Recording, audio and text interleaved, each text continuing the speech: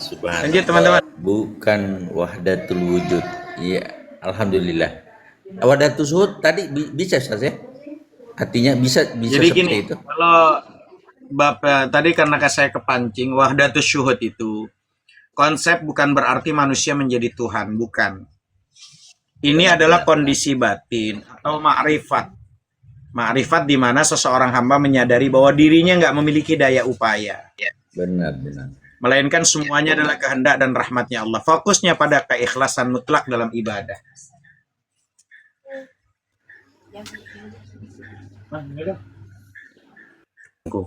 Jadi pisahkan antara posisi antara syariat, thariqah, hakikat, ma'rifat. Saya sudah menjelaskan sih berkali-kali tentang yang namanya syariat, thariqah, hakikat, dan juga ma'rifat. Dan perlu teman-teman pahami dan dicatat, boleh ditarkam ketika teman-teman bertanya tentang antara syariat. Apa itu syariat? Syariat itu teman-teman mengajarkan kita untuk membenahi diri, itu syariat. Ada hukum-hukum itu kan syariat tuh.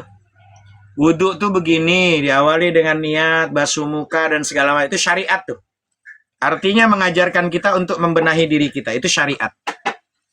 Nah, lalu bagaimana dengan namanya thariqah atau tirakat atau tarikat, bahasa Arab thariqah. Kalau di Indonesia ada tirakat, tarekat, apapun itu namanya. Maka posisinya kalau thariqah, tirakat, tarikat itu mengajarkan kita untuk mampu menguasai diri. Itu namanya thariqah atau tirakat, tarikat. Jalannya, menujunya. Jadi beda. Kalau syariat mengajarkan kita untuk membenahi diri, supaya benar kita, wudhunya benar, diawali di apa, basuh muka dengan niat.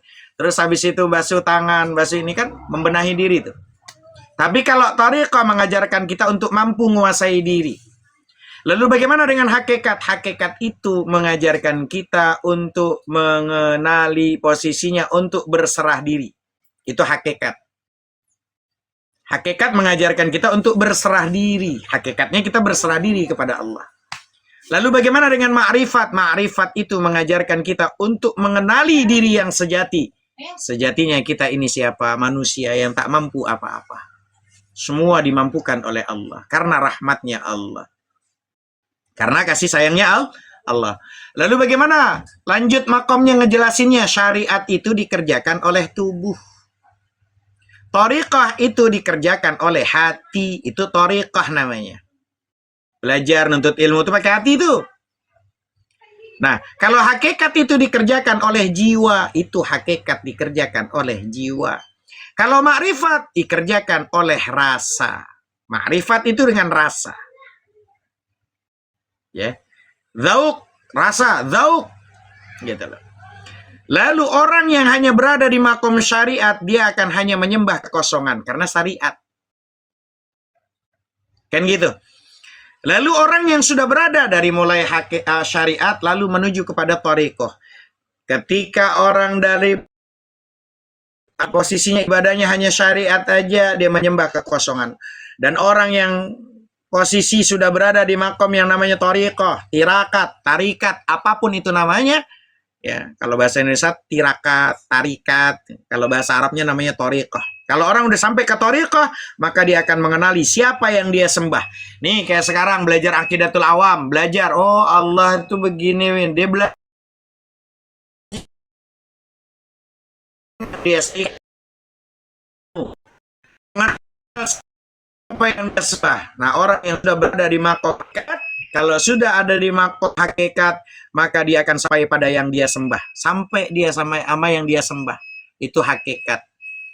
Dan ketika sudah makomnya sampai kepada ma'rifat, maka sudah tidak ada lagi yang menghalangi antara yang menyembah dan yang disembah.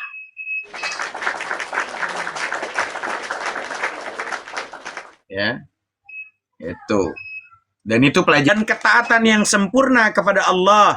Nggak boleh ngilangin syariatnya karena di sana ada syarat dan rukun. Hakikat bukan berarti menghilangkan syariat. Ada orang, lu udah sholat, udah gua tadi. Gua bahkan udah sholat di Mekah. Ada tuh yang model beleng-beleng gitu. Lu masih sholat ya ke masjid, lu mah masih syariat. Gua mah udah hakikat, udah. Berarti udah nggak sholat lu. Wah, lu nggak tahu sholatnya gua. Udah beleng-beleng tuh, jangan deket.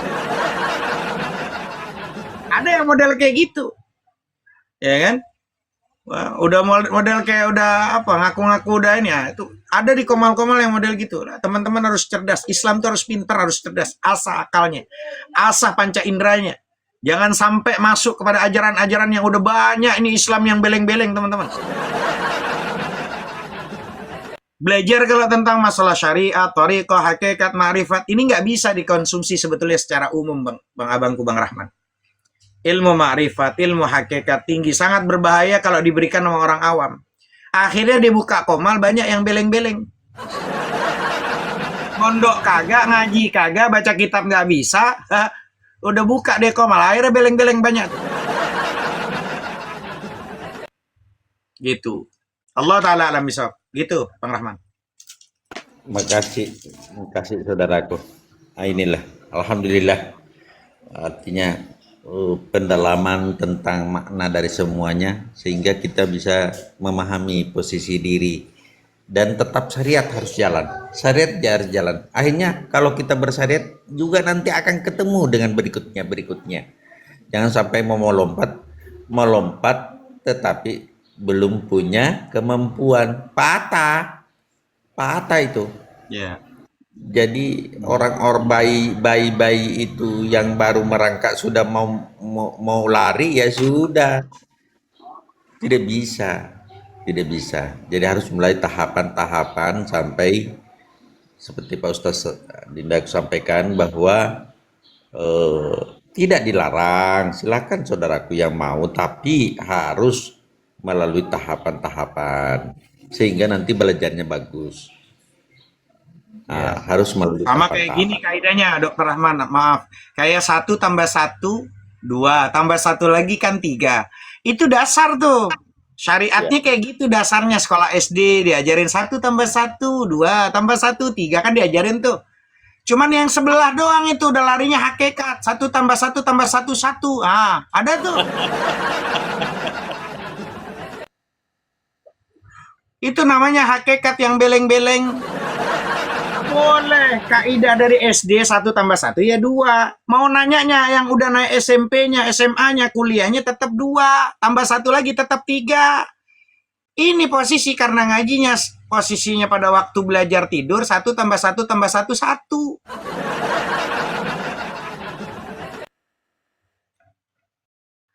Masih, kok mau datang besok?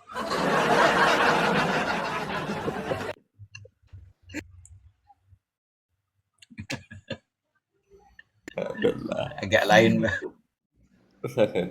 Memang agama itu harus punya akal, Ustaz ya. Agama itu akal. Artinya yang tidak berakal ya tidak perlu beragama lah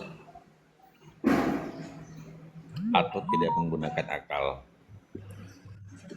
Akal diparkir dulu itu sementara. Sudah. Kan saudaraku yang lain yang mau bertanya. Ustadz, kalau itu Toriko Qadiriyah Naqsabandiyah itu apa ya? Ya itu kan namanya toriko kan jalannya. Jadi ya kalau umpama teman-teman bertanya tentang ada toriko, ada Naqsabandiyah dan segala macam, bagaimana cara mengedukasi apa itu toriko Naqsabandiyah dan toriko-toriko lainnya.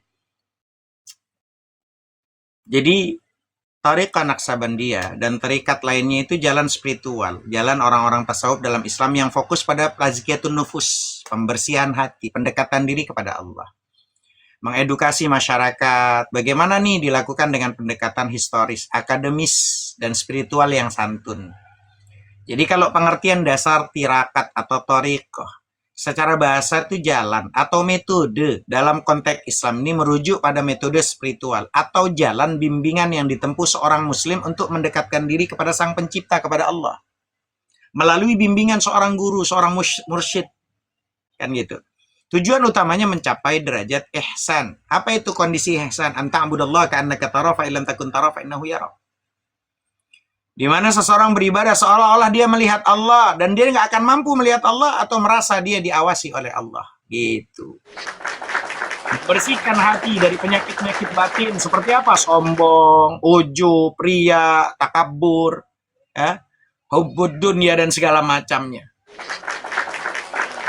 Bagaimana dengan mengenai tarekat? Sejarah singkatnya kalau tarekat Naksabandiyah dinisbatkan kepada Bahauddin Naksabandi Al-Bukhari dari Bukhara, Asia Tenggara namanya. Ya, tarekat ini atau tarikat ini sangat populer di berbagai penjuru dunia termasuk Indonesia. Ciri khasnya apa? Menekankan kepada kepatuhan mutlak kepada syariat Al-Quran dan Sunnah. Terdapat praktek zikir khafi, zikir dalam hati yang sangat kuat, memiliki silsilah keilmuan yang bersambung dan tidak terputus sampai kepada baginda kita Nabi Muhammad SAW. Umumnya melalui siapa? Abu Bakar As-Siddiq, Ali bin Abi Thalib. Ragam tarikat lainnya juga banyak ada. Sambung juga. Ada terdapat banyak tarikat yang muktabar, yang diakui keabsahannya, yang berkembang di dunia Islam, di Indonesia khususnya. Ada namanya Qadiriyah, dinisbatkan kepada Syekh Abdul Qadir Al-Jilani. Gitu loh. Dengan cara amalan zikir zahar dengan suara yang keras. La ilaha illallah, la ilaha illallah gitu. Dan ajarannya yang sangat menekankan kasih sayang dan amalan sosial. Ada namanya Syadziliyah, dinisbatkan kepada Syekh Abdul Hasan As-Sadzili. Tirakat ini menekankannya rasa syukur, tawakal, dan tidak mewajibkan pengikutnya untuk hidup dalam kemiskinan. Bisa menjadi saudagar, pedagang keras, orang-orang sukses. Itu namanya Syadziliyah. Ada juga nanti ada tariqah Tijaniyah. Berasal dari Afrika Utara, didirikan oleh Syekh Ahmad Al-Tijani namanya. Ya. Yang sangat menekankan pembacaan salawat tertentu. Ada salawat fatih, ada istighfar, dan lain-lain sebagainya. Ya, makanya kita untuk mengedukasi teman-teman yang awam agar tidak terjadi salah paham, menganggap bahwa tarikat menyimpang atau sesat, dapat menggunakan cara-cara berikut. Apa saja? Fokus pada syariat. Jelaskan bahwa tarikat yang benar selalu menjadikan syariat fikih itu sebagai landasan utamanya. Nggak boleh bertentangan sama fikih tuh, tarekat itu. Kalau bertentangan, tinggalin tarekat yang bertentangan sama fikih. Nggak ada amalan tarekat yang boleh menggugurkan kewajiban sholat, puasa, ibadah, wajib. Oh, lu nggak ikut lu, tarekat gue nggak perlu sholat, dah tinggalin tuh tarekat itu beleng-beleng. Jelaskan bagaimana secara mantiknya, secara logikanya zikir. Terangkan bahwa zikir berulang-ulang dalam tarekat memiliki fungsi namanya psikologis dan spiritual untuk melatih fokus khusyuk. Makanya man ahabba syai'an katsura dzikruh. Siapa orang yang banyak menyebutnya pasti dia mencintainya. Kita cinta sama seseorang, cinta sama namanya siapa Tia, sama namanya Romla, sama namanya Rini, namanya Ani. Kita sebutin karena dia cinta terus. Ani. Dia lagi jatuh cinta. Siapa orang yang jatuh cinta sama sesuatu pasti sering menyebutnya dia. Ngelihat sendok Ani, ngelihat garpu Ani, ngelihat tempayan Ani, ngelihat pintu Ani, lagi jatuh cinta dia. Juga tentang keilmuan sanad, keilmuan. Tekankan pentingnya mursyid, guru, pembimbing. Edukasi masyarakat bahwa orang mursyid berfungsi mengarahkan muridnya agar tidak tersesat dalam memahami teks-teks agama maupun pengalaman spiritualnya. Ya. Wallahu ta'ala alam bisawab. Seperti itu, pilih. Waalaikumsalam warahmatullahi wabarakatuh. Terima kasih Ustaz. Waalaikumsalam. Tadi yang saya Assalamualaikum warahmatullahi wabarakatuh. Boleh tanya ya Ustaz? Boleh, semoga Allah izinkan bisa menjawab. Kalau nggak bisa jawab, saya jadikan PR nanti saya tanya sama guru-guru yang lain. Ya. Ini kami orang Islam, kan kebanyakan cuman taunya di syariat gitu. Terus bagaimana kalau hanya taunya di syariat gitu, ibadah kita gitu, Pak Ustadz, yang tahu hanya syarat rukun dalam sholat gitu. Ya enggak apa-apa kan? Enggak ada masalah kan, memang awalnya dengan syariat. Ya, jadi kalau ada seorang yang muslim, kami muslim nih awam, taunya di syariat aja. Bagaimana tanggapan menurut para ulama ini? Belum sampai ke thariqah, ke hakikat, ke ma'rifat. Gimana cara mengedukasi? Teman-teman yang dirahmati Allah, ketika kita memahami tariqat, hakikat, ma'rifat, ya, diawali dari syariat, guna untuk analogi perahu dan lautan. Bahwa bukan tangga terpisah yang bisa ditinggalkan, semuanya harus melalui tangga itu. Satu kesatuan ibadah yang utuh. Syariat itu adalah pondasi wajib. Tidak ada yang boleh meninggalkan yang namanya syariat. Syariat itu perahu, aturan, lahiriah, dan tata cara ibadah seperti wudhu, sholat, puasa. Al-aslu fil af'ali taqayyudu bil hukmi syar'i. Ada syariat. Apa itu syarat? Apa itu rukun? Syarat ketentuan-ketentuan yang harus dipenuhi sebelum melakukan satu pekerjaan. Apa itu rukun? Ketentuan-ketentuan yang harus dipenuhi di dalam melakukan satu pekerjaan. Ada rukun Islam. Ketika orang udah masuk di dalamnya jadi rukun dia. Kalau syarat, ketentuan sebelum melakukan satu pekerjaan. Syarat orang itu mendapatkan kebenaran. Syarat orang mendapatkan Islam. Akalnya, panca inderanya sehat.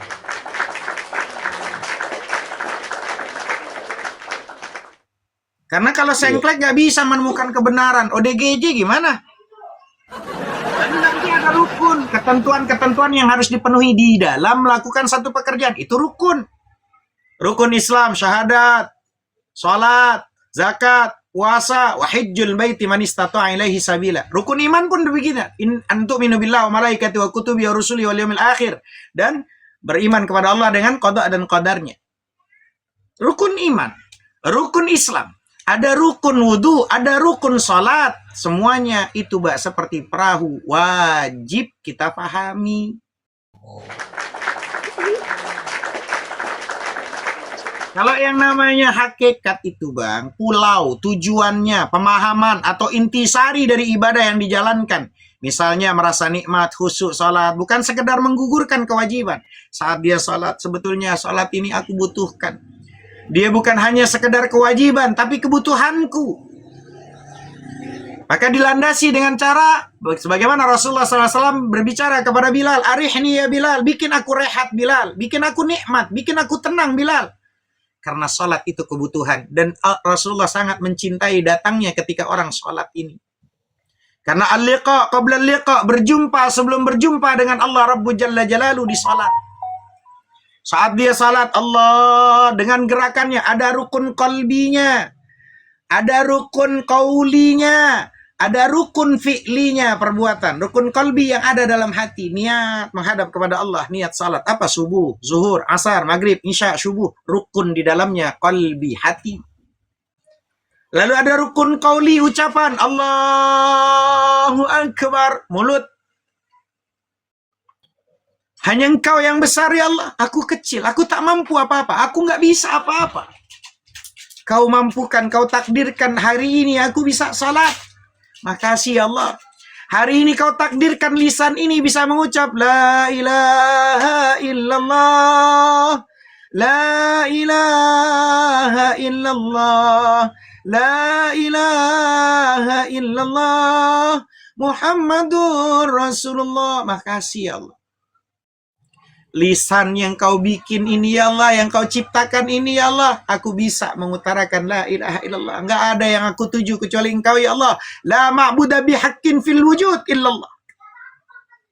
Makasih ya Allah. Aku bisa ingat Engkau dengan lisan ini, dengan berzikir kepadamu.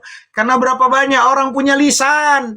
1000 orang, 1.000.000 orang, miliaran orang, bilionan orang di muka bumi. Belum tentu lisannya hari ini bisa berzikir kepadamu ya Allah. La ilaha illallah. La ilaha illallah. La ilaha illallah. Muhammadur Rasulullah. Takbir, Allahu Akbar. Tangan mengangkatnya, berdirinya. Itu namanya rukun fi'li. Hati, lisan, omongan, qaul, perbuatan. Lalu ada pergerakan. Ruku itu fi'li. Sujud itu fi'li, perbuatannya. Itu ada di syariat. Ya. Paham sampai sini? Jadi hakikat kalau pulau tujuannya, memaknai, pelajari. Intisari kalau hakikat itu. Pemahaman, intisari dari ibadah yang dijalankan. Misalnya merasakan nikmat, khusyuk. Salat. Bukan sekedar kewajiban, tapi kebutuhan dia. Lalu ketika nantinya lari ke ma'rifat, mengenal pemilik pulau itu. Karena banyak di antara kita nih menyembah nama, tapi tak menyembah sang pemilik nama. Saya jalan nama Dr. Rahman. Ustaz Hanafi, sama siapa jalan nama Dr. Rahman? Tapi saya nggak jalan nama Dr. Rahmannya. Saya tulis di kertas Dr. Rahman. Saya kantongin. Mana Dr. Rahmannya? Kasih tahu nih. Itu mah ama nama Dr. Rahman. Dr. Rahmannya mana? Hari ini banyak muslim menyembah nama tapi tak menyembah sang pemilik nama. Makanya ada pelajaran aqidatul awam. Sebagaimana yang saya tulis untuk mempermudah teman-teman, ada namanya Tanwiruz Zalam. Ketika saya di Pondok Rodotul Muta'alimin di Jakarta, saya tulis 10 tahun yang lalu karena ngelihat di perdebatan Bang Zuma, Unirifa, Yonatan Nandar, Yusuf Fei, dan teman-teman apologet yang luar biasa. Keren juga ya. Dengan pas bahasa Tuhan harus bisa diilmiahkan. Pas nih untuk kitab Aqidatul Awam, karangan daripada Syekh Ahmad Al-Marzuki rahimahullah. Saya tulis, saya serahkan kepada kiai saya, disempurnakan nama kiai saya, dibenari nama suami sama kiai saya, lalu menjadi posisi yang sangat luar biasa, dicetak.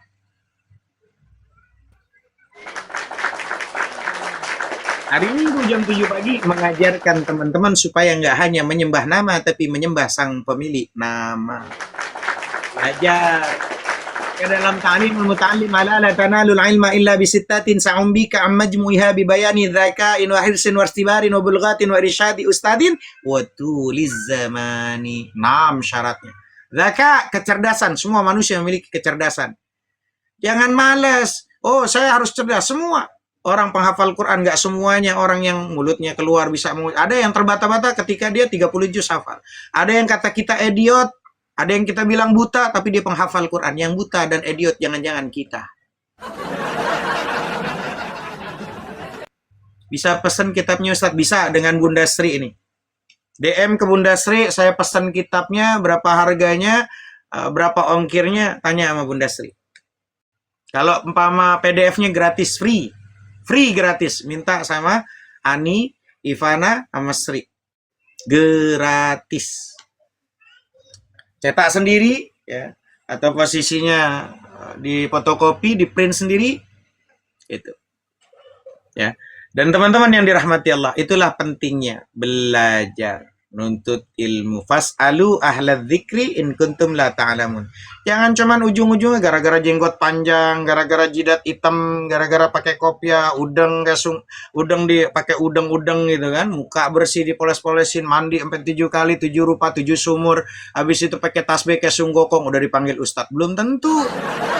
Cari tahu lulusan mana dia, mondok di mana dia, siapa gurunya ketemu nggak sanatnya, siapa, sampai nggak Madura, ketemu kayak Haji Ahmad Komarudin Al-As, ketemu lagi Mbah Khalil Bangkalan, ketemu lagi, terus sampai sanad sambung kepada Rasulullah sallallahu alaihi wasallam. Kan cuman modalnya pakai kopiah, tasbihnya sunggoko, ngomong fase udah dipanggil ustadz. Yang salah bisa jadi ustadznya, bisa jadi Anda yang mengustadkan bukan ustadz. Allah ta'ala alam bisawab. Begitu Bang Hak ya? Iya, makasih. Terus gimana kalau dikatakan ibadah syariat yang hanya kosong? Ibadah syariat yang mana yang dikatakan kosong gitu ibadahnya? Ibadah mana yang dikatakan kosong? Iya. Ibadah yang posisinya hanya dengan tubuhnya saja, ya, ambil wudu, tapi tidak memaknai esensi di dalamnya. Berarti dia dalam proses. Kalau dia sudah tidak mau nuntut ilmu lagi, berarti dia dalam kekosongan. Tapi kalau dia di dalam hati, mungkin karena kesibukan, ada keinginan, masih dalam tahap untuk terus belajar, ya kan? Masih ingin memaknai, kan nggak mungkin Allah perintahkan ruku, sujud, baca, semuanya nggak ada esensi di dalamnya, nggak mungkin kan? Semua pasti ada esensi makna yang terkandung di dalamnya, dan itulah yang kita pelajari bersama. Maka nuntut ilmu tuh bukan sampai pintar, tapi sampai meninggal, teman-teman.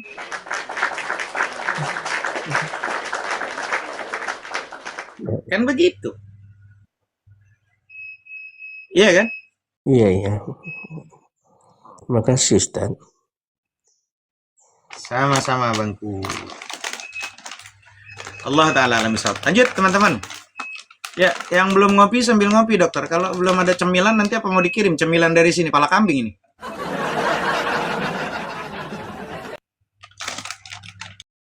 Terus Teman-teman, tanya sambil lagi santai Ustaz, ya. tanya lagi Ustaz.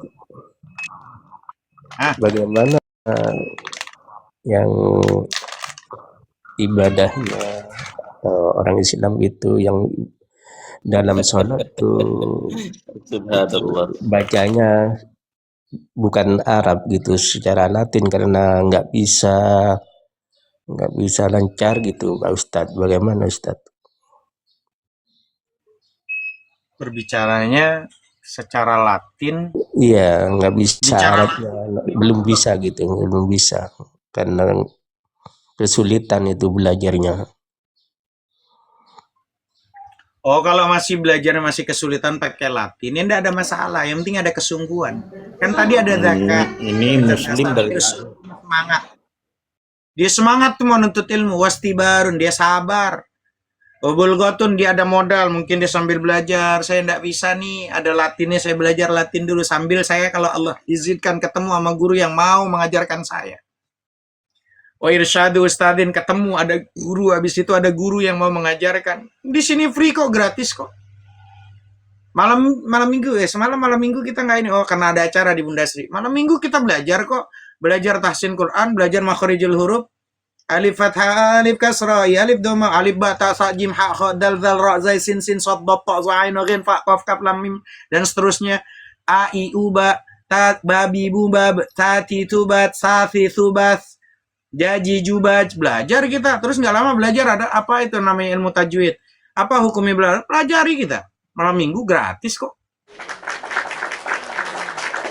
Dengan aja teknologi zaman sekarang nggak seperti dulu. Saya di Madura kalau dulu umpama mau ngaji, oh harus nyebrang sungai, harus bawa yang namanya minyak buat gurunya kan gitu. Oh belajar harus tempat waktunya kapan, ketemu sama kiainya, ketemu pakai lentera masih. Pakai yang namanya yang ditempel itu, belajar. Semangat, hirsun, wastibarun, sabar belajar. Obul gotun, ada sangu, ada modal. Bawa lentera, bawa ini, bawa buah-buahan buat gurunya. Ada mursyid, ada gurunya. Obul gotun, warisyadu ustadin. Watulis zamanin, nuntut ilmu sampai meninggal. Sampai akhir zaman, terus sampai kita meninggal. Bukan sampai pinter.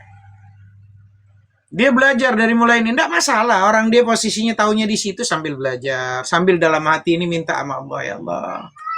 Saya lagi mau belajar nih Allah. Mudah-mudahan ketemu sama guru yang mau ngajarin. Kan gitu teman-teman. Jangan belajar sendiri. Semuanya serba sendiri. Ketika buku, kita nggak tahu apa maksudnya buku, ditanya nggak bisa jawab. Belajar pakai kitab gitu. Bismillahirrahmanirrahim. Abda'u bismillahirrahmani wa birrahimi daimil ihsani. فالحمد لله القديم الأول الآخر الباقي بلا تحول ثم الصلاة والسلام سرمدا على النبي خير من قد وحد وآله وصحبه ومن تبع سبيل دين الحق. Dia baca. Kalau umpama kitab ditanya ini maksudnya apa, nggak bisa jawab. Kitab kau tanya. Harus ada guru. Belajar pakai Latin, belajar gitu loh. Banyak kiai-kiai ulama yang mau kok. Ikhlas kok dia dengan kesibukannya, dengan pekerjaannya, dengan bisnisnya. Gitu loh. Maka disinilah fungsinya mursyid. Ada guru, ada yang bimbing. Kalau salah, ada yang ngelurusin. Kalau buku nggak bisa ngelurusin, apa yang mau dilurusin? Oke. Kecuali kalau dia posisinya udah punya istri, nggak perlu dilurusin juga lurus sendiri seperti Ustadz Mamba. Kalau udah punya bini, nggak perlu pakai dilurusin, lurus sendiri kalau subuh. Betul nggak?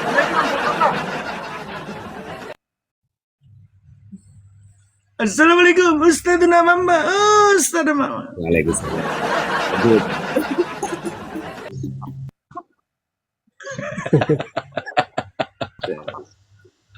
Wis lanjut lah. Abdul Bismillahirrahmanirrahim. Kita imilisani ilangkol ya. Mana sampean lagi di mana? Ustadz lagi di mana kamu? Hei, Saya di Ustaz. Hei, Balikpapan. di mana? Saya di Lama Balikpapan. kali Bang Serius, ketemu, Bang. Masya Allah. Kangen aku. Hah? Berapa Kangen tahun ini. kita enggak? Iya, Di di mana? Balikpapan saya.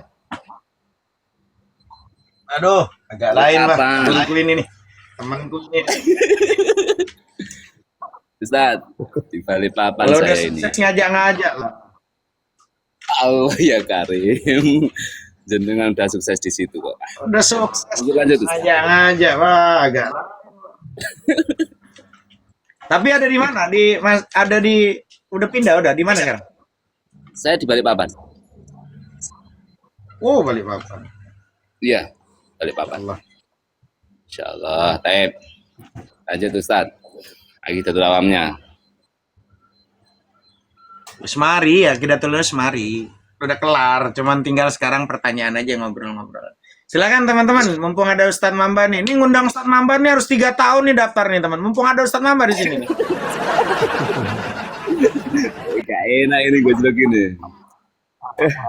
Gini. Mumpung ada 3 Ustadz Mamba, tahun. silakan teman-teman. Undangnya karena apa? Karena beliau nggak langsung nelpon. Jadi undangnya beliau itu apa lewat orang lain nggak disampaikan ke saya. Kebetulan yang tersampaikan baru saat ini yang itu. Yang tersampaikan. Nah, Masya Allah, luar biasa. Monggo silakan teman-teman kalau ada yang mau bertanya-tanya ngobrol mumpung ada Ustadz Mamba. Monggo, tafadhol teman-teman. Ayo Bang HR nanya-nanya lagi nggak apa-apa Bang HR. Assalamualaikum warahmatullahi wabarakatuh. Assalamualaikum warahmatullahi wabarakatuh. Kalau Ustadz Mamba, Waalaikumsalam warahmatullahi. Kalau Ustadz Mamba datang itu muridnya bukan murid dunia doang, alam barzah bangke aja. Ini.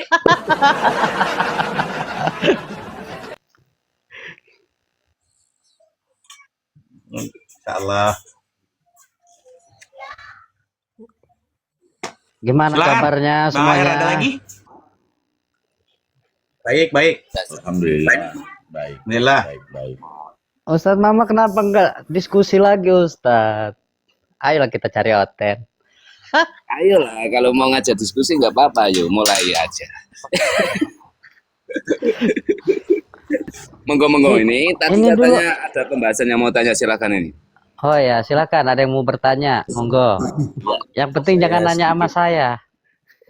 Saya sedikit bertanya. Spesialisnya Ustaz. udah bukan Tadi. oten lah, Ustadz Mamba. Jangan nurunin, jangan oten lah. Spesialisnya Basul Masail aja, Basul Masail. Oi. Bagaimana menaklukkan istri kedua, istri ketiga, istri keempat gitu. Tungguin nama Mila itu, oi.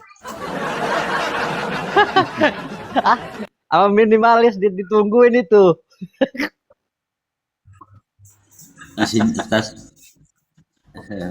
Siap, Ada siap, kan- Dr. Rahman. Lanjut. Di samping tafsir, ada juga kadang-kadang mentakwilkan sesuatu ayat. Bagaimana hukumnya tentang takwil itu, Ustaz, dalam Al-Quran? Contoh, tangan Allah, kaki Allah, wajah Allah, itu bagaimana mentakwilkan itu? Artinya bagaimana sih pemahaman kita tentang ayat-ayat seperti itu? Mohon sedikit pencerahan. Oh, ini ranahnya ini ayat mutasabihat ya. Jadi ada ayat Muhammad, ayat mutasabihat, kurang lebihnya seperti itu ya Ustaz Hanafi. Nah, Siap. ini sebenarnya polemik ini itu sudah terjadi mulai dari ulama salaf sama ulama kholaf. Artinya zaman terdahulu itu sudah di sana itu udah khilaf. Khilaf itu apa? Ada yang mengarahkan menggunakan ta'wil, ada yang enggak. Contoh ini, innallaha 'ala arsyistawa. Contohnya seperti itu ya. Nah, itu bagaimana kalau yang mentakwil, maka dikembalikan bahwasanya Allah itu yang menguasai ars, bukan Allah itu duduk di singgah sana ars. Karena apa? Karena kalau duduk otomatis di sana itu membutuhkan yang namanya ars itu kan makhluk, otomatis dia butuh sama makhluk. Ini yang pertama. Sehingga ketika duduk maka otomatis itu termasuk nanti tajsim. Nah, jadi makna-makna ayat-ayat tersebut itu ketika mentakwil maka dikembalikan kepada keagungan Allah Subhanahu wa taala. Jadi dari ulama salaf, ulama kholaf itu sudah terjadi beda pendapat ya. Ada yang mentakwil, ada yang tidak. Kalau ditanya bagaimana benar mana, sama-sama benarnya. Yang enggak benar adalah ketika terus tajsim itu tajsim itu nanti larahnya adalah ke mujassimah. yaitu membentukkan sebuah jisim yang di situ seperti makhluk itu. Kurang lebihnya seperti itulah. Biar dilanjutkan sama Ustadz Hanafi itu. Saya nggak begitu paham kok. Oh, maaf, izin nih Ustadz. Kayaknya pertanyaan ini yang sering kali dibawa sama Ustadz Mamba udah jelaskan singkat, padat, dan sudah untuk awam itu cukup. Ada namanya metode tafwid, ada metode takwil. Artinya tafwid itu menyerahkan maknanya kepada Allah. Gitu loh. Allah yang tahu, Allah Ta'ala alam. Gitu loh. Nah, ulama-ulama salaf itu kan lebih kehati-hatian. Tapi kalau umpama dipaksakan dengan takwil seperti yadullah, berarti bukan berarti Allah itu tangan. Tadi kan kita udah jelaskan tuh kaidahnya. Sesuatu yang lafzi atau belum tentu itu esensi dan maknanya sama kan. Kaidahnya kan begitu. Kakinya bangkai sama kakinya ayam sama-sama kaki, tapi esensi hakikatnya sama enggak? beda dong. Tapi maknanya sama kaki. Ya nggak tahu kalau lu mau sama kaki ayam kan gitu, gua nggak tahu. Sama dengan yadullah, artinya tangan Allah, berarti Allah punya tangan. Nah ini yang beleng-beleng, artinya bisa jadi kalau ditakwil dengan posisi, artinya kekuasaan Allah. Umpama seperti arsh, ya. Allah duduk di singgasananya, umpama, apakah berarti Allah itu posisinya dibilang duduk? Ya enggak bisa. Ya. Alal arsyistawa, gitu kan. Maka di sini ada kalimat juga yang takwil dengan taula. Nah, nanti banyaklah. Itu nanti untuk orang awam aja, jangan posisi masuk ke bagian masul masail teman-teman santri. Nah, nanti kita kalau umpama posisinya untuk mengedukasi secara baik dan benar gimana? Contoh nih, contoh. Kalau sesuatu yang ciptaan ada di ciptaan itu tidak ada masalah. Tapi kalau sang pencipta ada di ciptaan itu yang bermasalah. Contoh nih, saya kasih contoh, seumpama alal arsyistawa, berarti Allah tuh punya singgasana. Singgasana itu kan ciptaan. Bagaimana mungkin Tuhan ada di singgasana ciptaan? Baitullah, rumah Allah, apakah berarti Allah ada di rumahnya itu, ada di Baitullah?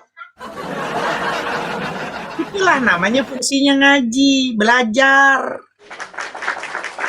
Baitullah, rumahnya Tuhan, rumahnya Allah, berarti Tuhan ada di rumah gitu, punya rumah gitu. Ya kan? Maka ada yang posisi kalimat, ya kalimat redaksi bahasa mungkin tapi esensi daripada makna, esensi hakikatnya berbeda. Tangannya bangkai, punya tangan. Terus kita tanya lagi, terus apa? Kakinya bangkai, badannya bangkai, bangkai punya badan. Terus nggak lama cicak punya badan, sama badannya bangkai sama cicak. Sama-sama badan. Hakikatnya berbeda. Apalagi sang pencipta dengan makhluk mukhalafatul lil hawadis laisa kamislihi syai'un fil ardi. Wallahu ta'ala alam bisawab. Gitu. Secara ilmu logika mantik, nanti ada akidah juga, bahwa dalam teologi Islam, bangkai, pertanyaan jika Allah pencipta, lalu siapa yang menciptakan Allah? Adalah ya. Makanya kalau posisi rantai yang tak berujung kalau dalam bahasa ininya, yang gugur dengan pandangannya sendiri. Artinya gini, tadi saya kasih logika gini. Ini belajar ya, mantik ya. Ini kan merah, ini putih. Kalau kita sudah belajar kaidah-kaidah warna saja, putih, merah. Mungkinkah posisi orang yang udah belajar ini merah kita bilang putih? Tidak mungkin, mustahil. Maka ada kalimat kemustahilan. Mungkinkah Tuhan itu bisa berubah jadi bukan Tuhan? Secara Tuhan itu pencipta. Bagaimana mungkin Tuhan dicipta? Sama dengan kalimat Tuhan itu kan maha kuasa. Berarti kalau dia maha kuasa kan dia bisa tuh bikin batu yang besar dan Tuhan tuh nggak bisa ngangkat itu. Dia berarti bukan Tuhan, hantu jangan-jangan. ya. Maka dalam logika mantik ini kita belajar sesuatu yang ada di alam semesta ini terbagi menjadi dua kategori. Ada dua kategori. Ada namanya wajib al-wujud, wajib adanya. Maka nafsiyah itu hiyal hal wajibatul lidzati ma damatidz dzat ghairu mu'allalatin bi'illatin. Ialah hal yang wajib bagi zat selama zat itu tidak dikarenakan dengan suatu karena. Allah itu tidak dikarenakan dengan suatu karena. Allah itu ada sebelum kata ada itu ada, dan Allah akan tetap ada walau kata tiada sudah tidak ada. Itulah Allah. Makanya di nafsiyah itu wujud ada. Jadi Allah ada sebelum kalimat ada itu ada, dan Allah akan tetap ada walau kata tiada sudah tidak ada. Makanya kalimatnya wujud. Allah itu wajibul wujud, wajib adanya. Ya toh? Secara logika berarti sekarang kita lari. Ustaz Hanafi, mana wujudnya Allah? Untuk orang awam, ateis, saya nggak pernah kok ngelihat wujudnya Allah, umpama. Itu bagus pertanyaan, jangan kita emosi yang awam. Karena pertanyaan itu dibangun karena dari keawamannya, dari ketidaktahuannya. Kita tanya sama dia. Sahabatku, kau ateis, kau agnostik, kau Buddha, kau Hindu, kau Kristen, kau bertanya, mana wujudnya Allah? Saya nggak pernah ngelihat kok wujudnya Allah. Kita tanya sama dia. Ma makna wujud? Wujud itu apa? Wujud itu dari bahasa Arab yang artinya ada. Lalu kita tanya, apakah sesuatu yang ada di muka bumi ini harus berbentuk? Harus terlihat? Harus berupa? Kalau kau sudah tahu arti wujud itu ada, apakah sesuatu yang ada di muka bumi ini harus berbentuk, harus berupa, harus terlihatkah? Ingat saudaraku, jika sesuatu yang ada di muka bumi ini harus berbentuk, harus berupa, harus terlihat, maka akan begitu banyak di muka bumi ini yang kita tolak. Allah, sang pencipta, nyiptain kita nggak cuman mata, panca indera ini. Ada telinga, ada pengendusan, ada pengecap, ada hati dan akal budi ini. Yang semuanya difungsikan untuk mencari kebenaran. Jika sesuatu yang ada di muka bumi ini harus berbentuk, harus berupa, harus terlihat, akan banyak yang kita tolak. Karena Allah nggak ciptakan cuma mata saja, ada pendengaran. Musik itu ada atau tidak? Musik itu ada, tapi bisa diketahui musik itu ada bukan dengan mata, tapi dengan pendengaran telinga. Apakah musik ada rupanya? Ada bentuk rupanya terlihat? Enggak. Dengan panca indera telinga. Apa sampai situ? Belum. Allah juga ciptakan kita nggak cuman telinga dan juga telinga dan mata, tapi ada pengendusan hidung. Wangi-wangian itu ada nggak? Ada. Kalau wangi-wangian itu ada, bisa diketahuinya dengan nampakkah, berupakah, berbentukkah? Enggak. Tapi dengan cara apa? Panca indera hidung, pengendusan namanya. Jadi wangi-wangian tuh enggak bisa diketahui dengan mata, dengan pendengaran, tapi dengan hidung pengendusannya. Apa sampai di situ? Belum. Manis, asin, asam, ada atau tidak? Apakah ada bentuknya? Apakah ada rupanya manis, asin, asam itu? Tidak ada. Tapi bisa diketahui dengan panca indera apa? Lisan, lidah nih. Rasa, pengecap. Apa sampai di situ? Belum. Allah juga ciptakan kita ada akal budi. Senin, Selasa, Rabu, Kamis, Jumat, Sabtu, Ahad, atau Minggu yang kita sering tahu banyak. Bisa diketahui dengan mata kah? Ada bentuknya kah tuh hari? Atau dengan pendengaran kah tuh hari? Atau dengan pengendusan kah tuh hari? Atau dengan lisan ini kah hari itu bisa diketahui? Tapi itu bisa diketahui dengan cara diilmui namanya. Maka kalimatnya di Al-Quran, fa'lam annahu la ilaha illallah. Ilmuilah dulu, baru la ilaha illallah.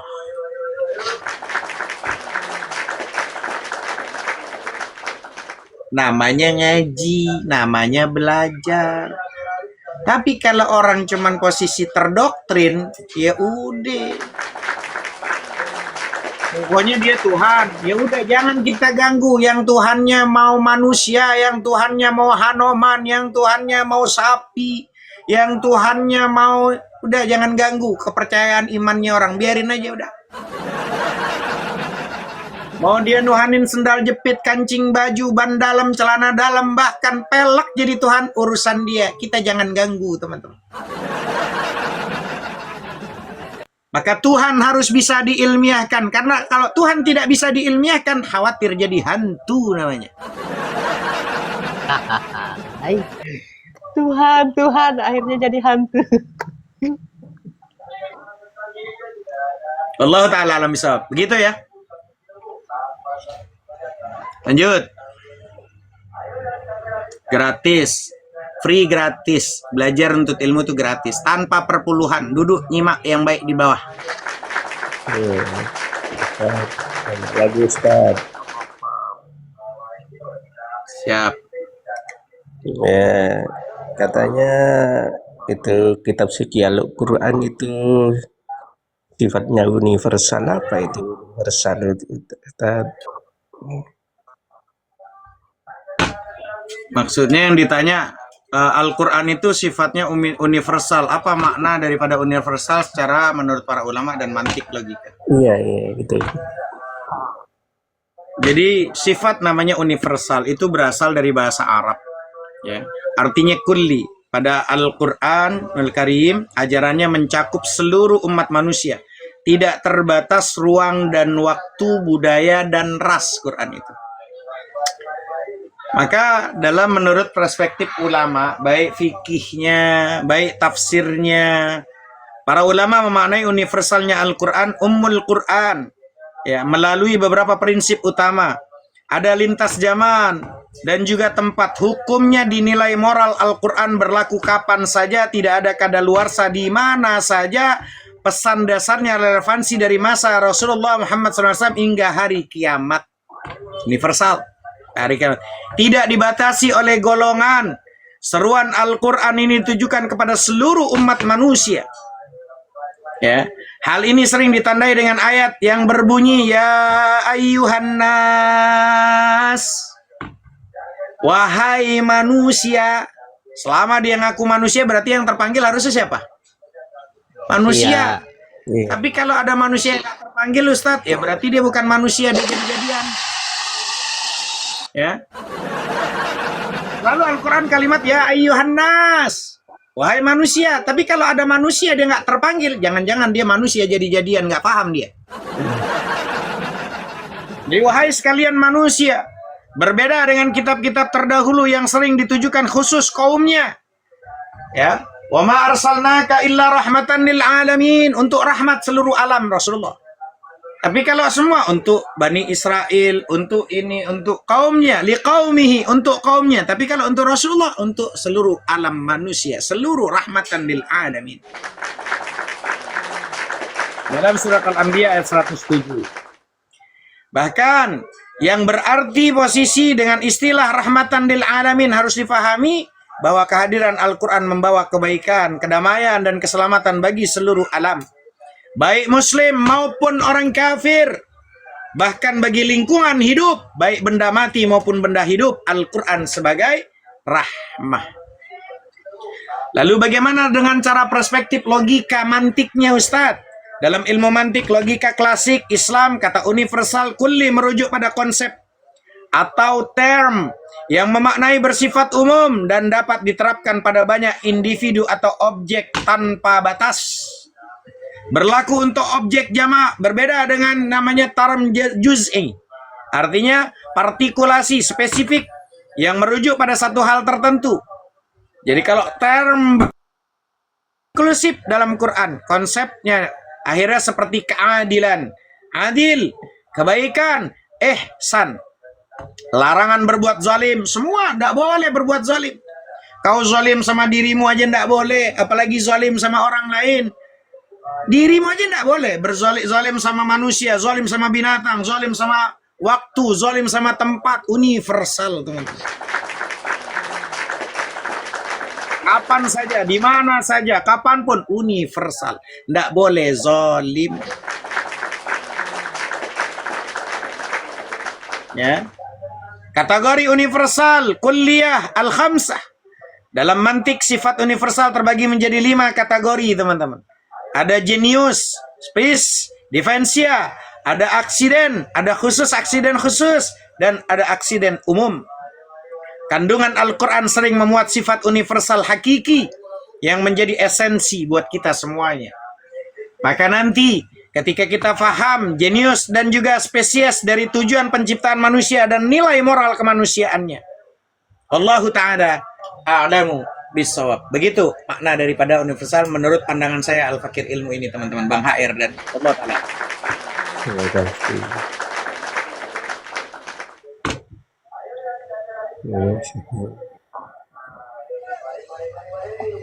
Terus begini Ustadz,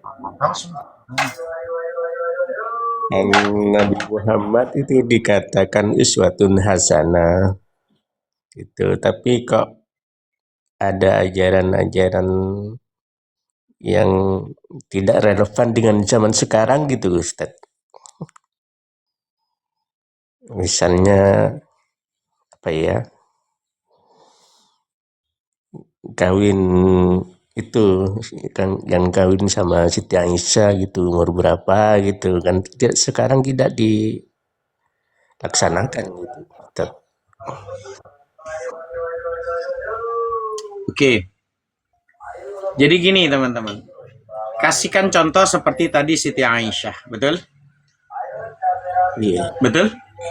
Tidak relevan di hari ini, betul? Iya. Saya tanya sama Bang HR, asli orang mana Bang HR? Madura bos. Bang HR tahu kalau di Madura, saya juga orang Madura, Bangkalan, Petra Deja. Ada orang yang dinikahkan padahal dia udah dijodohkan dari lahir, ada nggak? Yang posisi dia baru beranak itu dari kecil udah dijodohin, ada atau tidak? Nggak ada. Oh, berarti bukan orang Madura berarti. Hanya tunangan aja Ngaji gitu boleh, Ustaz. banyak sejarah tentang Madura, banyak boleh ngaji. Nah. Ada ajaran-ajaran, ada posisi ritual, ada posisi yang namanya sejarah di kampung-kampung dari Sabang sampai Merauke, orang yang sudah dijodohkan dari kecil. Jujur, dari Sabang sampai Merauke ada atau tidak, teman-teman? Ya itu tunangan istilahnya, Makanya istilahnya kalau itu. belajar itu jangan di luar, masuk ke sekolah biar nggak salah. Jangan bolos. Belajar sejarah. Gitu loh. Mama saya Ustaz, mama saya itu nikah SD. Kira-kira umur 9 ya SD itu. Jadi tapi belum satu tempat tinggal. Artinya kalau ini mama saya langsung. Jadi saya tidak perlu lagi belajar dari orang lain. Orang tua saya yang melahirkan saya dari kecil, tapi belum satu tempat tinggal. Nanti sudah ini baru, artinya seperti layaknya Rasulullah, seperti itu. Itu masih Saya ini dari Patemon Laju, mertua saya tuh 8 tahun nikah, 8 tahun. Tua. Jadi saya kalau umpama Bang HR tuh orang Madura, berarti mainnya kurang jauh, ngopi sering jauh, agak jauh abangku. Jadi jangan seperti katak dalam tempurung, itu saran saya sih, edukasi. Nggak ada ini. Mungkin kurang jauh mainnya gitu. Nanti kalau kita ngebahas, ini kan ngebahasnya tentang masalah ini ya. Kita nggak fokus dulu kepada hadisnya. Nanti kalau kepada hadisnya itu, bahkan hadis itu bisa nanti ada hadis itu bisa disandingkan dengan hadis yang lain. Nabi Muhammad ternyata tuh ada hadis yang lain mengatakan nikahnya itu dengan akhirnya dirinci secara riwayat, secara detail, waktu per waktu. Nabi Muhammad itu kalimatnya posisi menikah, tapi bertemunya nanti umur 9. Ada juga hadis ini ternyata disandingkan dengan riwayat hadis yang lain, ternyata 17 dan 18 tahun. Tergantung nanti kalau ngebahas masalah ilmu hadis, ini berat. Ini pertanyaannya nanti berat untuk orang pondok aja, yang bukan orang pondok jangan nanya. Nanti bilang. Tapi ini kita langsung kepada esensi pertanyaan saja. Ya, jadi ini membuktikan bahwa Bang AR kurang paham dan mungkin kurang jauh mainnya. Untuk mengedukasi seorang memiliki pandangan tersebut, seperti Bang AR itu, kuncinya adalah memahami konteks sejarah. Membedakan antara prinsip universal dan praktek teknis namanya. Ya, tuh hostnya berasa punya ilmu. Ya, memang punya ilmu harus dikasih tahu, Ummu, kalau punya ilmu tuh harus dikasih tahu, nggak boleh. Balighu anni walau ayah. Saya Darul Rahman, ya, Kiai Haji Syukron Makmum itu dipanggil waktu itu tuh, berapa puluh tahun yang lalu bersama kakak saya anak 12.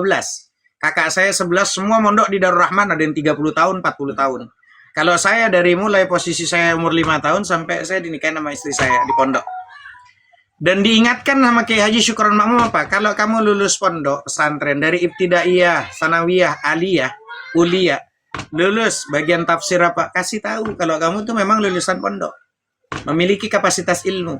Bayangkan jangan sampai kamu kalah dengan orang yang dari mulai TK, SD, SMP, SMA ngambil jurusan hukum, dia buka pelang ahli hukum di depan rumahnya, betul?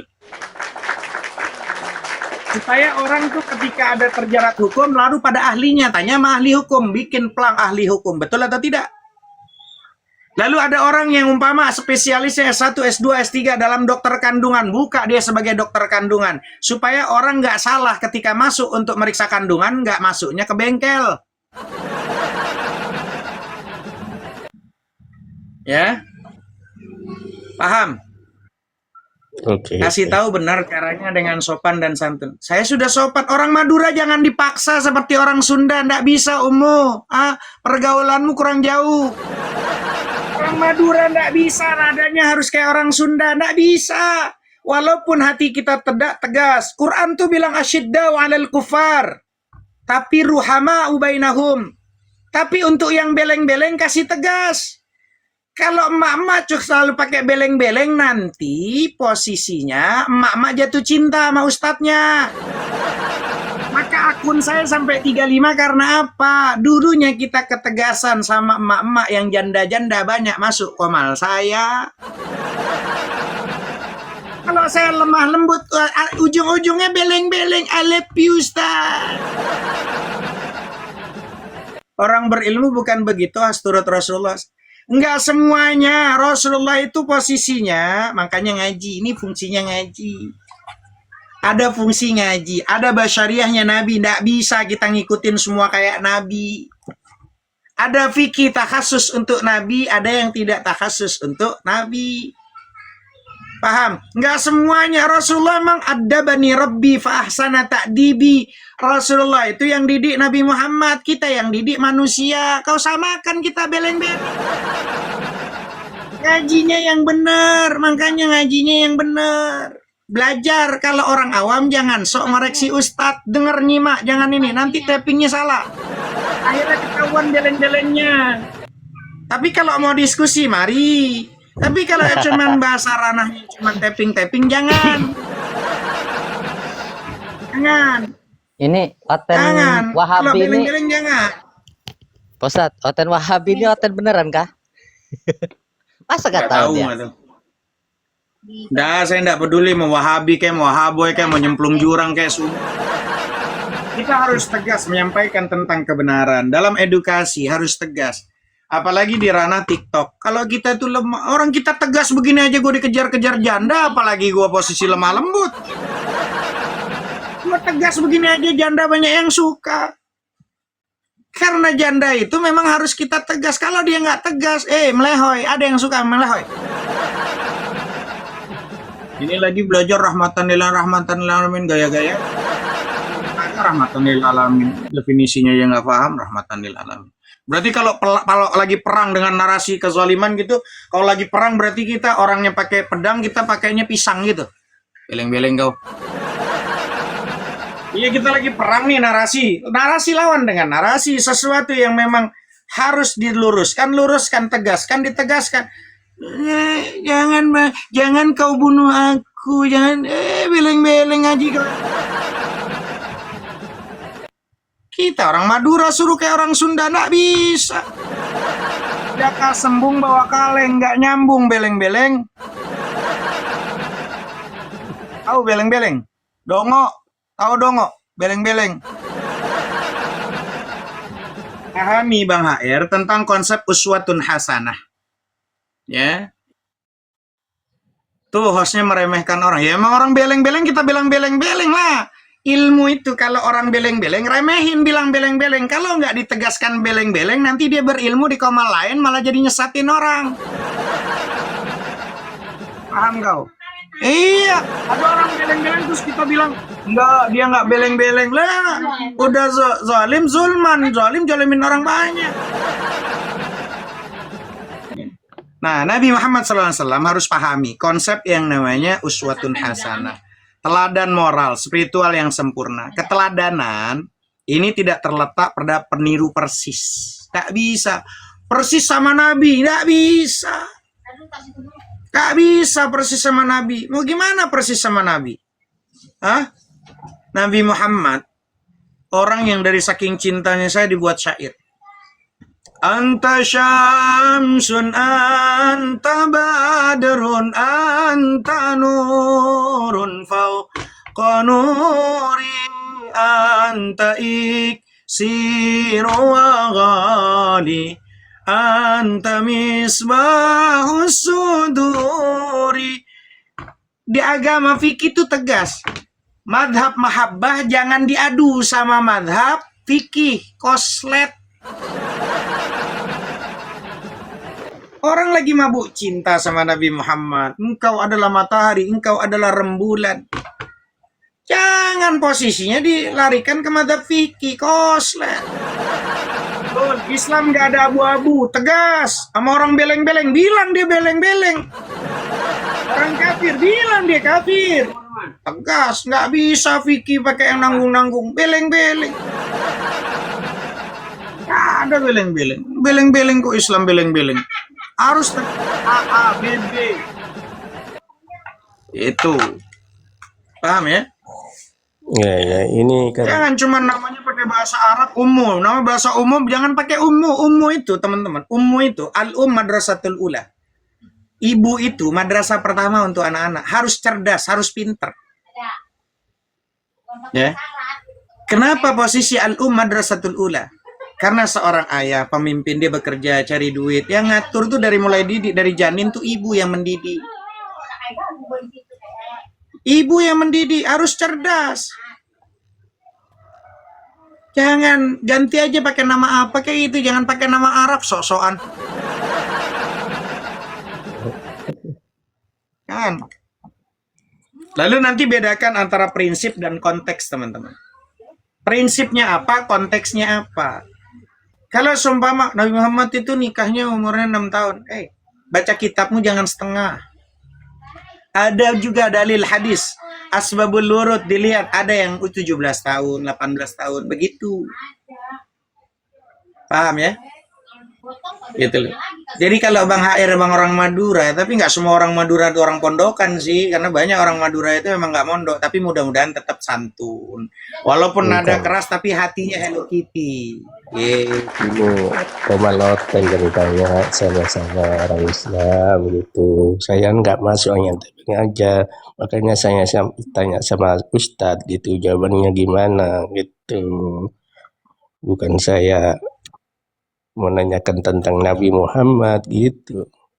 Orang Oteng yang tanya sama orang-orang Islam yang masuk di Komaloten gitu. Nggak bisa jawab gitu. Saya tanya sama Ustadz gitu, biar jelas gitu. Hiraukan kalimat yang dibawa tappingan model terserah. Saya dulu sama abah saya, sama kiai saya dari Sampang, Kiai Haji Ahmad Kamaruddin Al-As dari Sampang, itu dinasehati. Vi, atur yang bisa kamu atur. Cong, atur yang bisa kamu atur, Cong. Jangan atur yang nggak bisa kamu atur. Kita nggak bisa ngatur tappingnya orang. Kita nggak bisa atur mulutnya orang. Kita nggak bisa atur prasangkanya orang. Dia yang punya, nggak bisa kita atur. Lah, cek atur. Selok bisa ya atur, cek atur.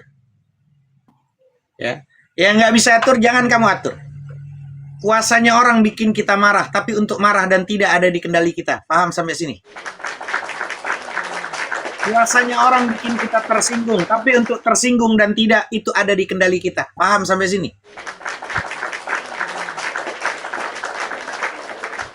kita hidup ini dari Sabang sampai Merauke di Indonesia ini, ras, bahasa, budaya itu ribuan, banyak sekali.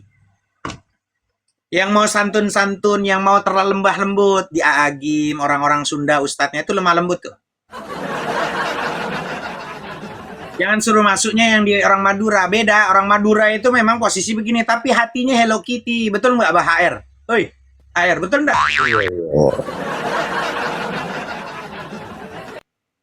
Gitu. Lanjut. Iya. Ah, Minta rusak maaf, amat gua. jangan salah Ada paham, Pak Ustaz. Minta ada yang maaf. di bawah ini, Pak Ustadz. Nggak ada salah paham. Tenang aja, nggak ada salah paham. Ini kayaknya yang di bawah ini ngajak. Masa yang mau disamakan imam? Imam itu kan pemimpin. Ya kan Pak Ustadz? Namanya imam sapi. Imamnya nggak mandi, imamnya nggak mandi bang. Itu Imamnya nggak mandi bau, jadi makmumnya nggak mau. Ikut-ikutan. Ini rungsep. Kalau udah Islam kali kau, ampun gua. Nanti kejebur lagi. Janganlah ya saya ngede.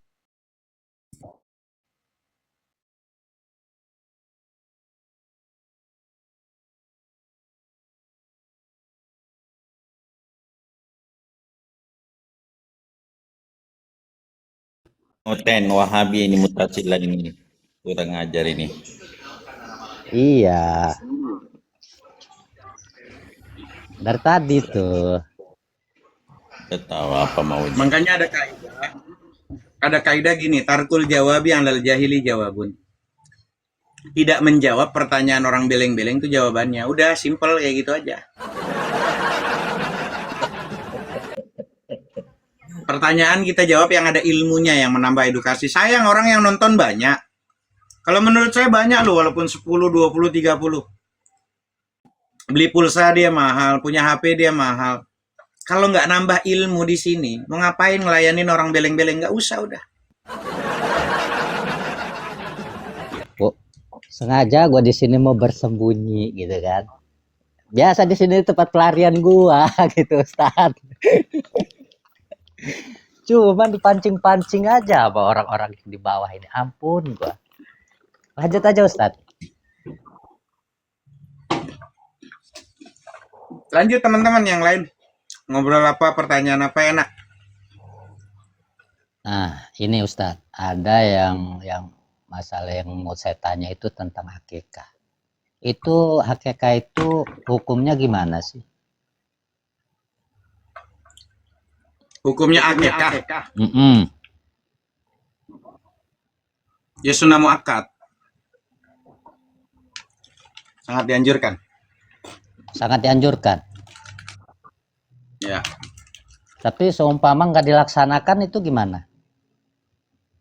Ya hukum sunnah itu kan, kalau sunnah namanya sunnah, dikerjakan berpahala, nggak dikerjakan nggak apa-apa. Kan bukan wajib. Ini lagi kitab Bukhari, itu bukan kitab, itu hadis. Lu yang lu pakai itu paling hadisnya hadis palsu, doib, oten, tolol. Itu makanya inilah oten-oten yang di bawah ini ya. Udah jelas itu ya, oten itu tolol, ngaku pisan Nanti di punya Bible lu, ya. nanti punya lu. Akun lu nanti rungkat akun Oh lu, iya, jangan iya, pakai iya. TOL, Oke, siap. jangan beleng. Iya, oke. Itu Akun lu baca, kasihan nanti rungkat lu. kami blow on karena Kristus, itu pengakuannya. Dimaki pula sama Tuhanmu. Tahu. Nih biarin nih, ntar lama-lama si Bangkai juga akhirnya dirungkatin sendiri tuh sama dia. Enggak. Udah gua mute dah. Dia nggak dari dulu dia nggak berubah itu, keluar kalimat-kalimat. Makanya banyak lo akunnya mental mulu. Ntar nunggu 2 minggu baru aktif lagi. Pakai bahasa istilah. Kita udah pakai bahasa istilah aja dibilang kita kejam. Suara kita kayak gini, bilang oh nggak ada lembut-lembutnya. Kau suruh Hanafi lembut, aku lembut.